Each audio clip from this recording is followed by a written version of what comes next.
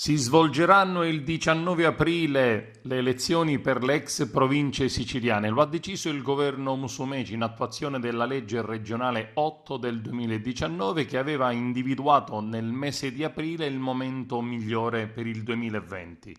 Si tratta di elezioni di secondo livello e quindi saranno chiamati alle urne tutti i sindaci ed i consiglieri dei 390 comuni dell'isola. Nei cosiddetti enti di area vasta, la gestione commissariale durava da oltre 10 anni. Nelle tre città metropolitane di Palermo, Catania e Messina verranno eletti solo i consigli, in quanto il sindaco coincide di diritto con il primo cittadino del comune capoluogo. Nei 6 liberi consorzi le elezioni riguarderanno presidenti e consigli. Accogliamo positivamente la notizia delle elezioni di secondo livello per il prossimo 19 aprile, in quanto riteniamo che si possa finalmente dare voce ai territori, ponendo fine ad uno stato di incertezza che dura da troppo tempo.